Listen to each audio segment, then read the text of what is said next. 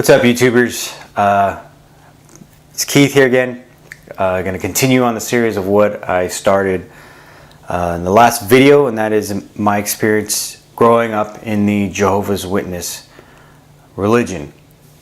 You guys bear with me. I recently just purchased a lavalier. I think that's what it's called, microphone. So I'm trying to make better quality videos. You got to bear with me. I don't have the proper lighting, but hopefully, God willing, I'll get a light box or whatever they're called, soft box, and better camera and whatnot. But I'm not worried about that. Right now, I just want to continuing the message I was video rather I was doing last time, and that is my experiences growing up. You guys, first of all, I want to thank you all for the views and comments.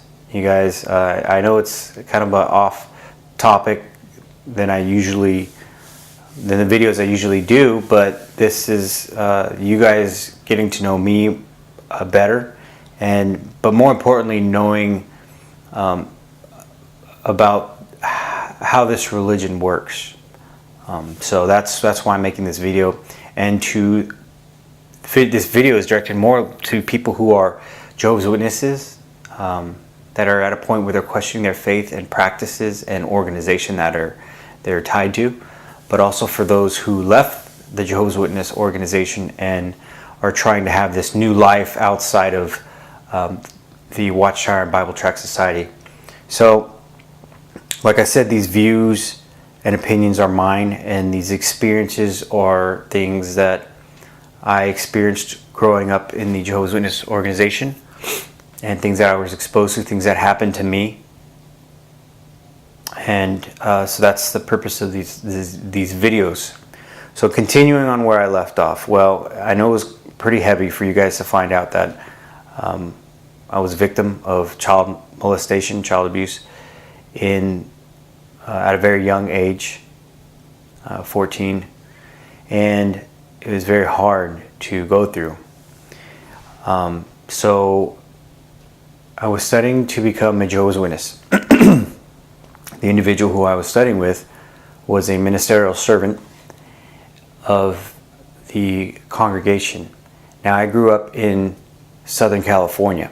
Our congregation, that's the church we're assigned to, was in Southern California. So I started studying with this brother, and like I said, we became good friends. And he was in his, I guess, early 20s, and we became friends. He became friends of my family, and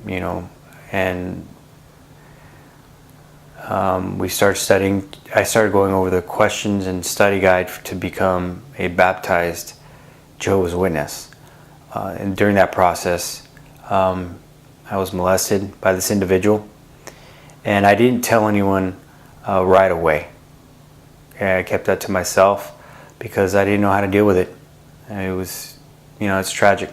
Now, you guys got to understand, I was, like I said in my last video, when I was about 8 years old, another Jehovah's Witness friend tried to molest me.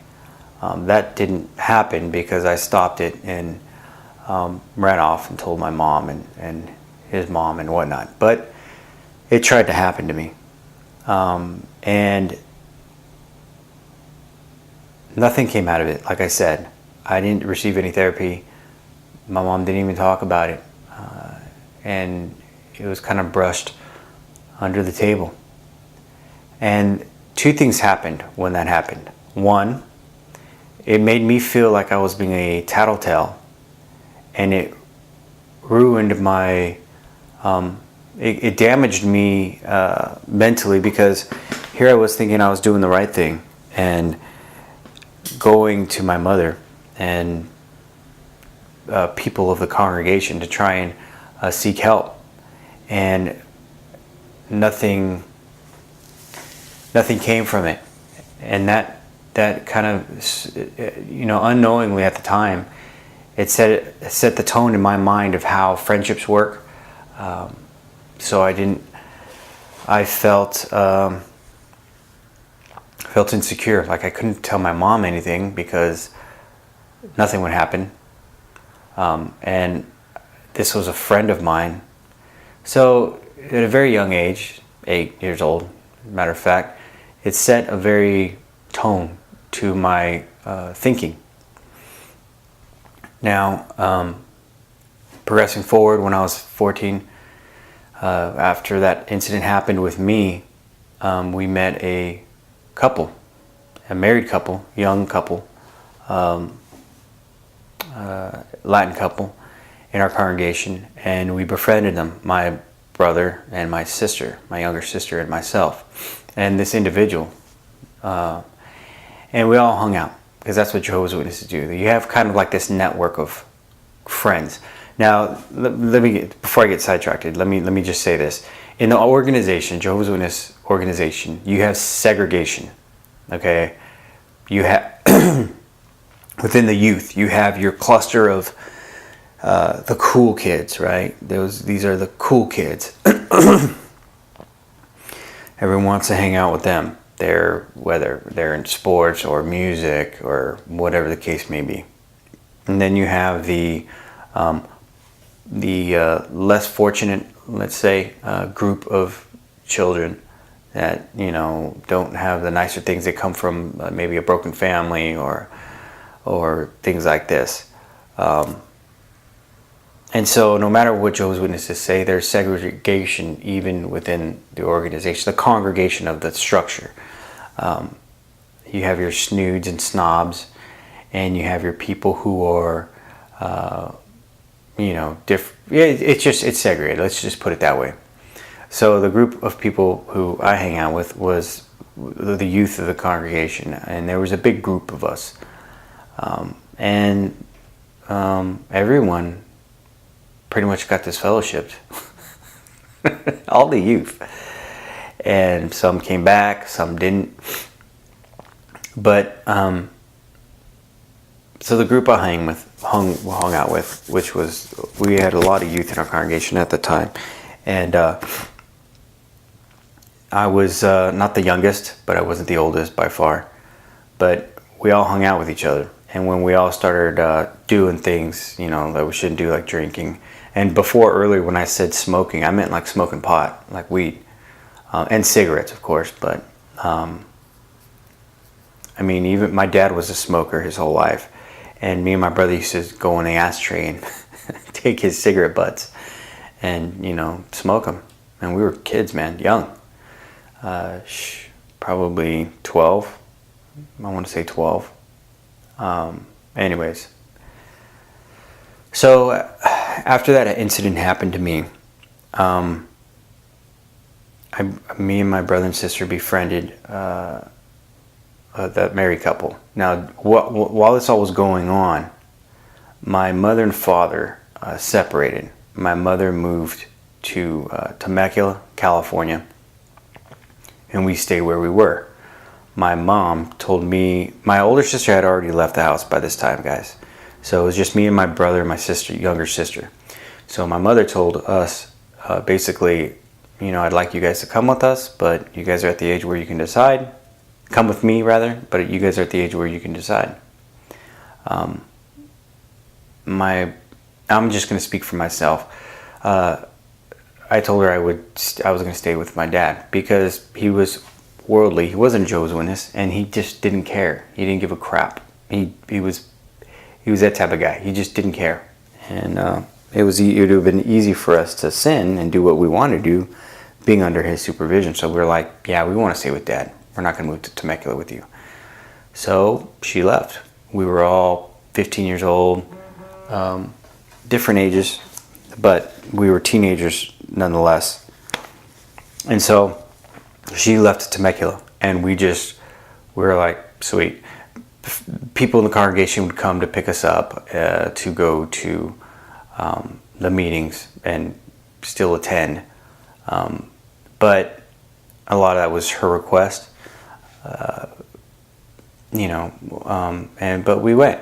We were still going to the meetings and still staying active. We weren't really going door to door as much. Actually, we didn't go door to door. So we were kind of inactive that way. We met this couple, and we would go over their house and drink and hang out and watch, rated R movies. And it's kind of weird because they were married. They were in their late 20s, early 30s, and they were hanging out with a bunch of teenagers. It was weird, but no one bat an eye because we were Jehovah's Witnesses, right? But they'd buy alcohol, and we'd party at their house and just drink. And so that happened for a while, and me and the wife started having an affair.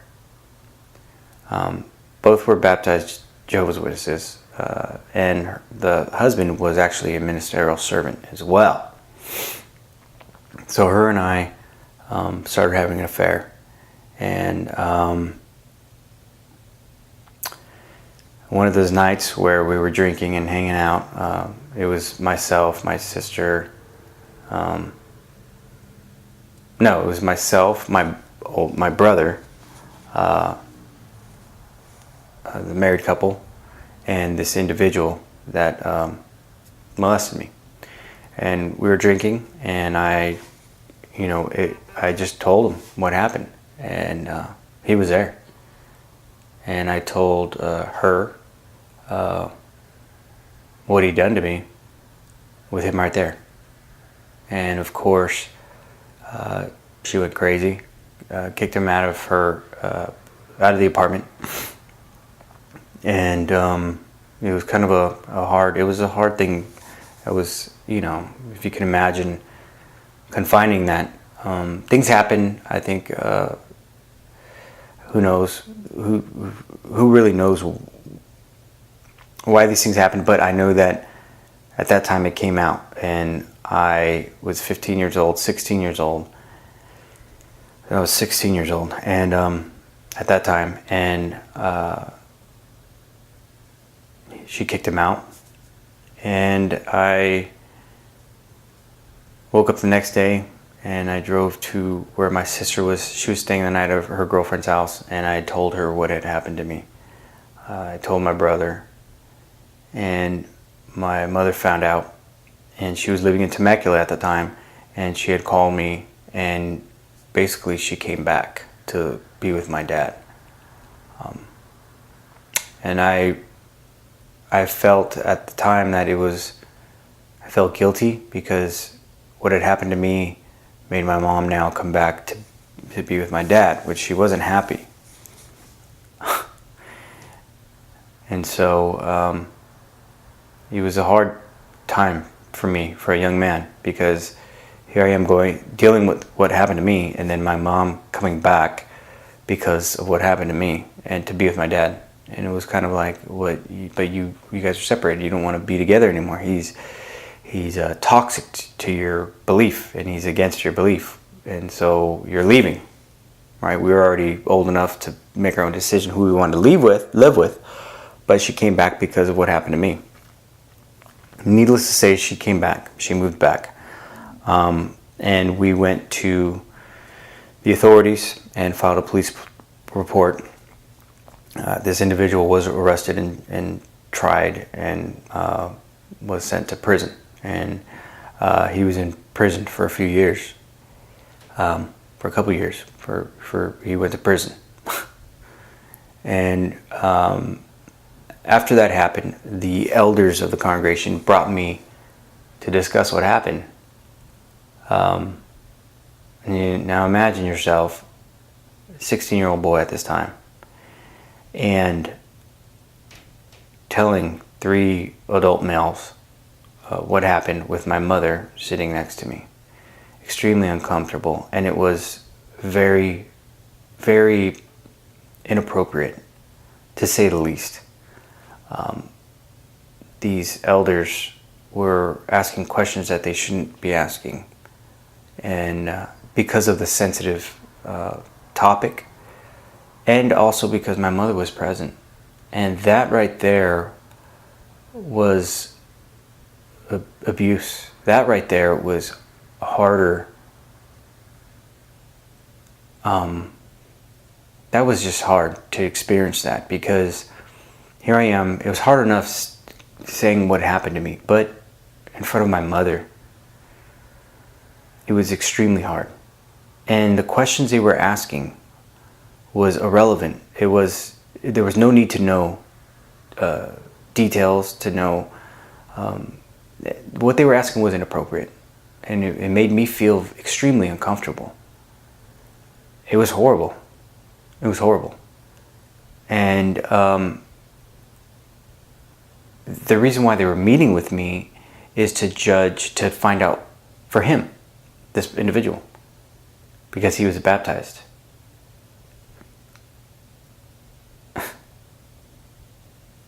And so it was bad. They ended up disfellowshipping him, but they didn't seek to help me in at all. They didn't seek to give me guidance. It was hard, and my mother and father didn't give me therapy. Didn't seek therapy for me. My mother asked my father if I should have therapy. This is in front of me, you guys. I wouldn't wish this upon any parent or any child or anyone to experience this, but when my mom and my father talked, my mom asked my father, we should put him in therapy. And my father, for his own reasons, didn't want me to. He says, well, do you want to go to therapy? And I said, no. Of course, I didn't. I was a kid. I was 16 years old. And I said, no. And my father kind of looked at my mom and says, he doesn't want it. If he wants therapy, he can have therapy, but he doesn't want it. It was bad. It was just a bad upbringing. Everything was bad. And my mom was like, man, okay, Jehovah will provide, this type of attitude.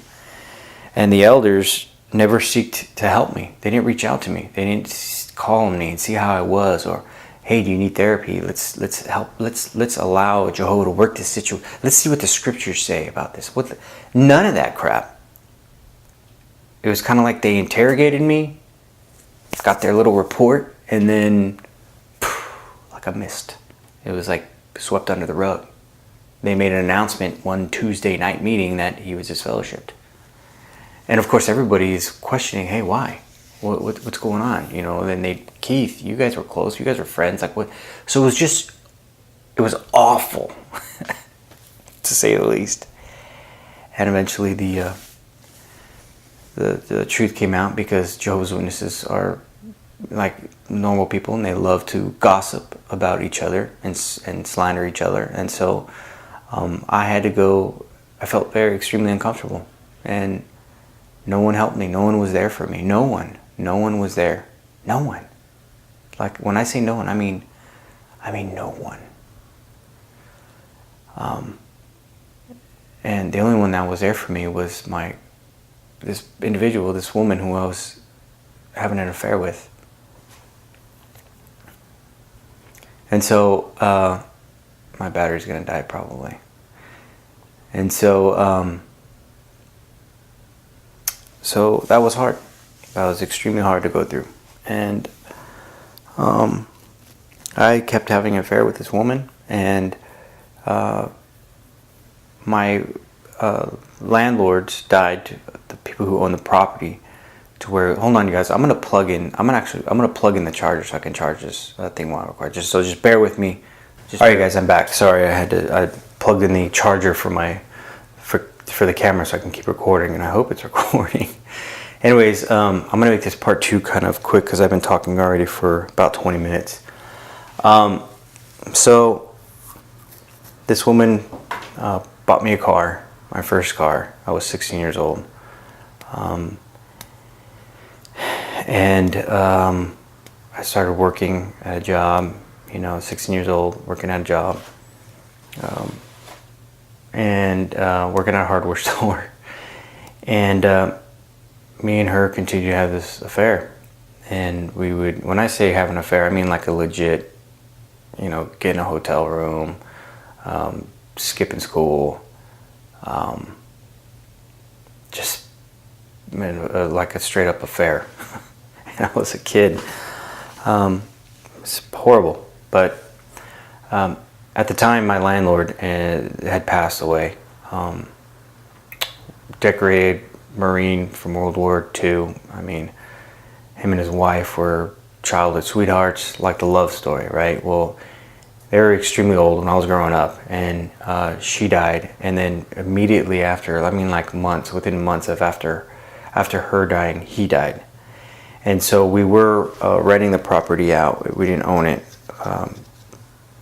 And so the property came on the market, and his son, my landlord's son, sold the property. It sold, and so we had to move, basically. My father wasn't working at the time. He was working, like at a liquor store or something like that. And my mom was working with the school district, and they left. They went to Arizona. They were living in the property there at the time. They were going to move to Arizona. So my brother was already 18. I was 16. Oh, my brother was going to be 18. I was 16. I'm sorry, I think I was 17 at that time. But nevertheless, my younger sister was like, I don't know, she was younger. And so I told my parents, basically, my brother got a job. He was already working. He graduated high school and he already had a job. So he got his car, and he found a little like studio in LA, downtown LA. He got this little hole in the wall apartment, and he's like, I got my own place. So see ya, enjoy Arizona. And so he left. This is all in the same time. And my parents told me, I was in my last year of school, and I told them, like, they were like, so you're gonna come and finish school in Arizona? And I was like, no, I'm not. I had my own car at the time.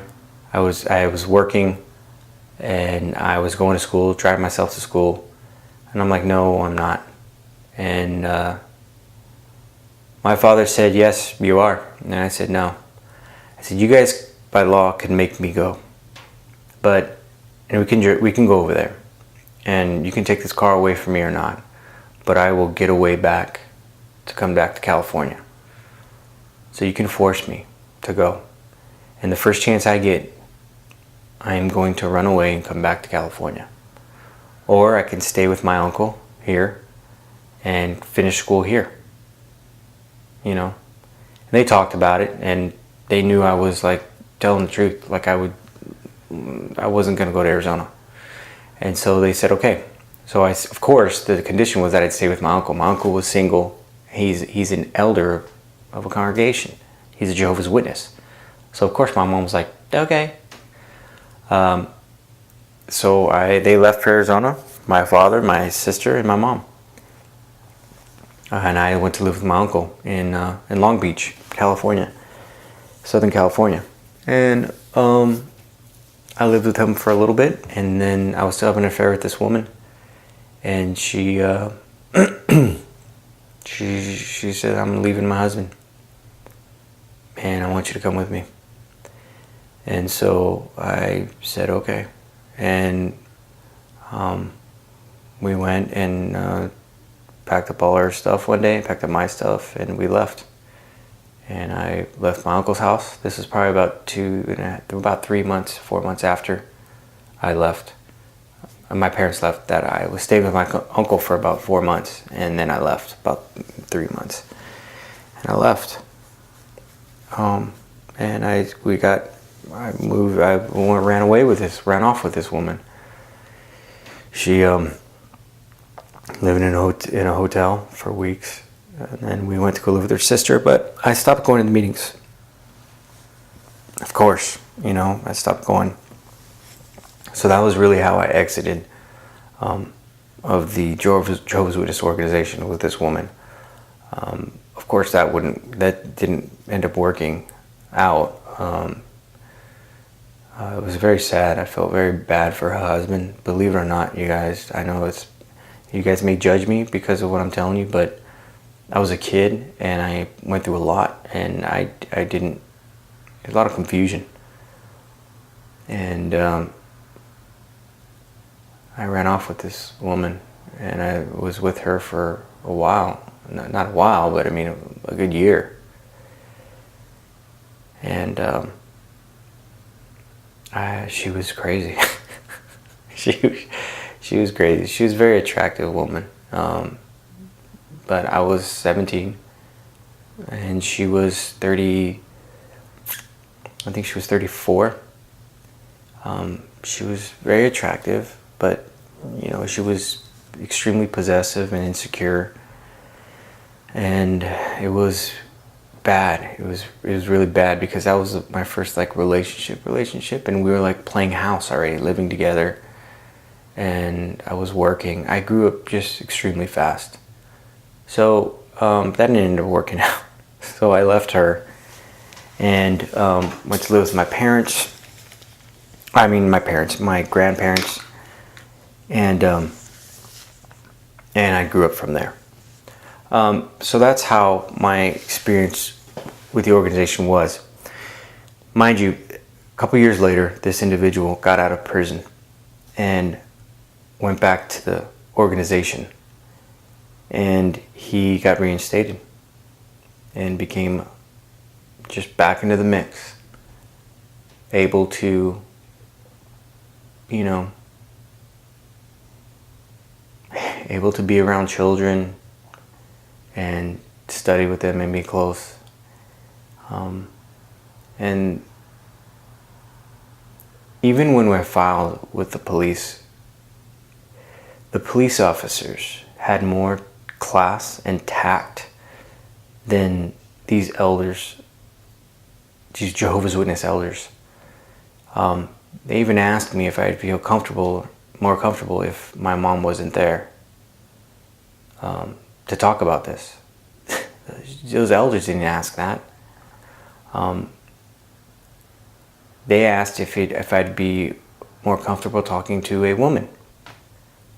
The police did, or a man, or, you know, if I'd feel comfortable. So the police officers handled it. I felt more comfortable making the police report than I did with these elders. First of all, I didn't have to make a report with these elders. I didn't have to, but they made me. It was horrible. But the police officers, I didn't even go into detail that much. You know what I mean? I had to file a report, but I mean, I felt more comfortable with talking to police officers. It was bad. But after that, no one ever called me to talk to me. No one ever just went after me to see how I was coping with it. My mother didn't seem to get me counsel, and she still is Jehovah's Witness to this day. Other things happened, you know, that happened to my family, and I'm not going to talk about that, but I'm going to talk about myself. But growing up, because I did grow up, I met my son's mother. I went out, okay, and I lived the life. I lived the life. I grew up really fast. Let's just say that. Me and my brother became very close.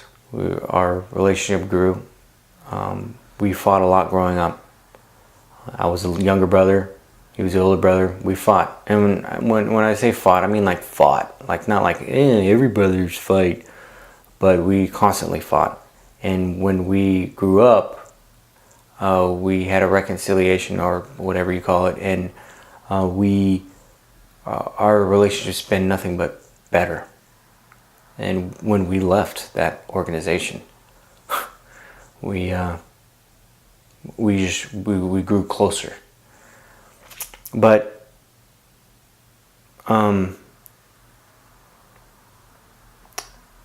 it was a good relationship, and it still is to this day. But that's how I left the organization, and I couldn't stand growing up in that. It was horrible, horrible thing.